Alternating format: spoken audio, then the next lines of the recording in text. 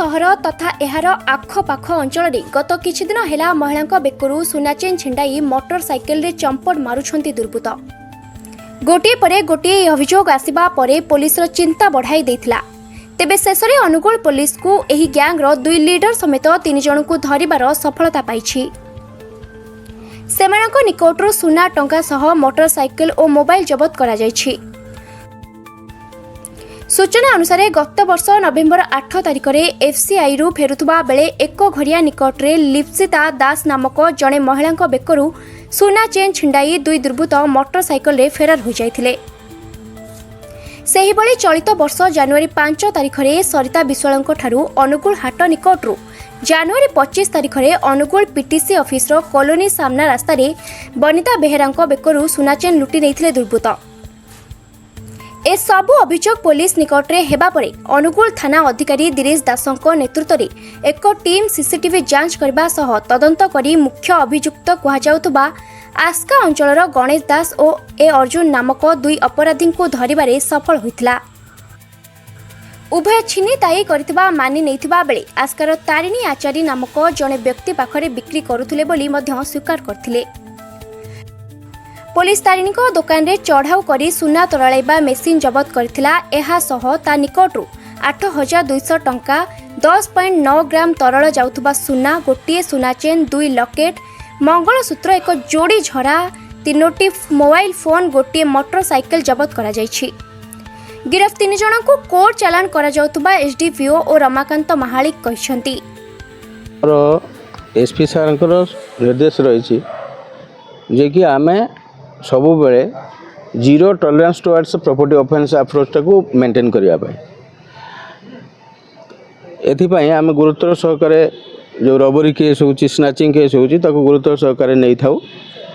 आमर ये जो 4/11 गोटे एक घरिया पाखरु गाँ पाखरु जड़े शिक्षक पाखरु गोटे रबरी है 18 ग्राम सोना चेन को 2 जन मोटरसाइकेल आसिक नहीं गले।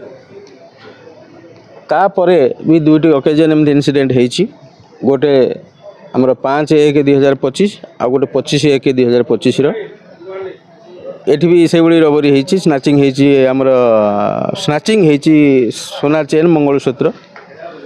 ये 3टी केस है एसपी सार आमर गोटे टीम फॉर्मेशन करेले अनुगुल थाना एवं डायरेक्ट सुपरविजन कले आ से टीम को लीड करुले आईएसी निजे।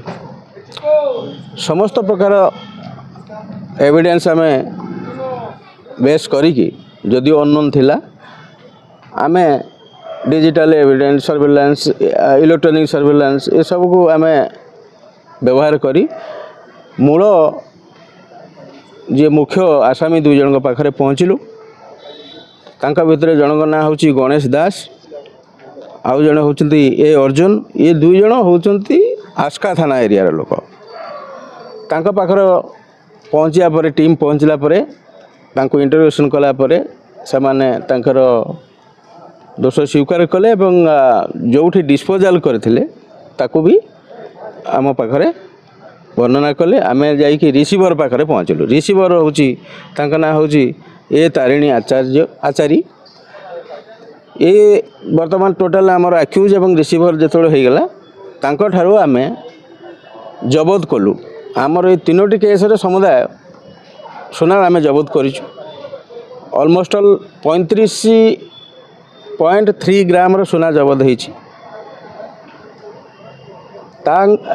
सोना व्यतीत आमे व्यवहृत होइथिबा जो मोटरसाइकिल भी जबत होइछि।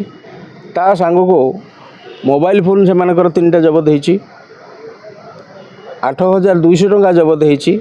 एवं ये जो सोना को से माने कौन करथले ना मेल्ट कर दोथले। जो रिसीवर जी अछंती तांकर मेसिन अछि से मेसिन भी जबत होइछि। तांकर संगे संगे आ डिजिटल जो वेइंग मेसिन अछि, नाइट्रिक एसिड अछि, गैस अछि, से जो काठ ऊपर पकई तरल जाए से जिनस अच्छी समस्त एंटायर सेट को जबत कर एवं ये 3 जन को अरेस्ट कराई। आमर 3टी केस डिटेक्शन हो गला एवं 100% रिकवरी भी है। वर्तमान 3 जन जाक କୋର୍ଟ ଫରୱାର୍ଡ଼ ହେବେ। ବ୍ୟୁରୋ ରିପୋର୍ଟ JBR समाचार।